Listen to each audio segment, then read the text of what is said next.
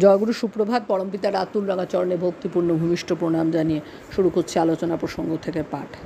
9 মাঘ 1355 শনিবার, ইংরেজি 22/1/1949। শ্রী ঠাকুর সকালে গোলতাঁবুতে উপবিষ্ট।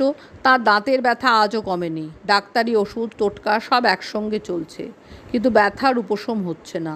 তাই থেকে থেকে কাতরভাবে কোঁকাচ্ছেন। এমন সময় মন্মথদা, তপতিদা, সুশীলদা প্রভৃতি কলকাতা থেকে এসে প্রণাম করে জিজ্ঞাসা করলেন, কেমন আছেন? ভক্তবৃন্দকে দেখে তার মুখে এক ঝলক হাসি ফুটে উঠল। তারপর দাঁতের যন্ত্রণার কথা বললেন। মন্মথদার দিকে চেয়ে বললেন, তোমাদের খবর ভালো তো? মন্মথদা, আগে হ্যাঁ। মন্মথদা, সুশীলদা ওরা শ্রী ঠাকুরের জন্য ভালো ভালো মিষ্টি নিয়ে এসেছেন।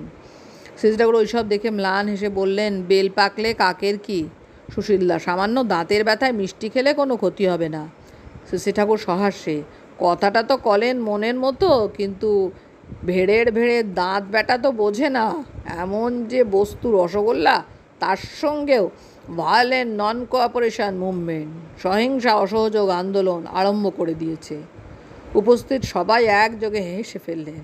একটু পরে একটি ছেলে শ্রী ঠাকুরের জন্য কয়েকখানি আখ নিয়ে আসলো। শ্রী ঠাকুর আদর করে ডাক্তার কালিদাকে ডেকে বললেন, ও কালি, আখ খাবি নাকি? চ্যাংড়া প্যাংড়া আছিস, খা। কালিদা একখানি আখ বেছে নিলেন। শ্রী ঠাকুর, মনোহরের কাছে দা আছে, দা জোগাড় করে চেঁচে ছেলে ছেলে খা। তারপর ছেলেটিকে বললেন, বড় বউয়ের কাছে দিয়ায় গিয়ে মুকুল ও বড় খোকা মনির ছাওয়াল পাওয়াল পাইলে খুশি হবেনি, আর কাজলার মাকেও একখানা দিস। পরেশ ভাই এসে জানালো, ঠাকুর, এর মধ্যে প্যারিদার নির্দেশ মতো স্টুল এক্সামিন করিয়ে কয়েক রকমের পোকা পাওয়া গেছে। শ্রী ঠাকুর স্নেহল ভৎসনার সুরে বললেন, কাম বাধাইছিস একখান, যেখানে সেখানে যা তা খাস। ওই তো দেখ কোথা থেকে কি কঠিন পোকা ঢুকে গেছে, তাড়াতাড়ি সারায় ফেলা, আর খাওয়া সম্বন্ধে সাবধান হবি। পরেশ ভাই, আগে হ্যাঁ। মন্মথদা, নামে পোকা মরে না। শ্রী ঠাকুর, ভাইটাল পাওয়ার শক্তি বেড়ে যায়, তাতে সব হতে পারে।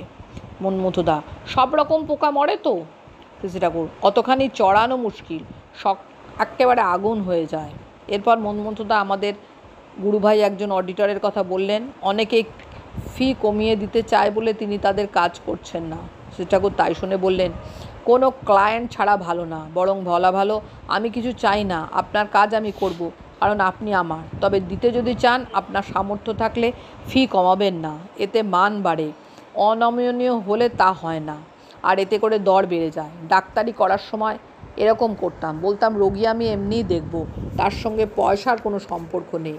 তবে আমাকে কিছু দেবার ইচ্ছা যদি থাকে, সামর্থ্য থাকলে ফি কমিও না। অবশ্য মোটে কিছু না দিলেও রোগী দেখার বাধা হবে না। এতে রোগীরা নিজের থেকেই কম্পিটিশন করে দিনের পর দিন ফি বাড়িয়ে দিতে লাগলো, ঘরও বেড়ে যেতে লাগলো। ওদের ঘর বেড়ে গেলে সব দিক থেকে সুবিধা হবে। জয়গুরু বন্দে পুরুষোত্তম।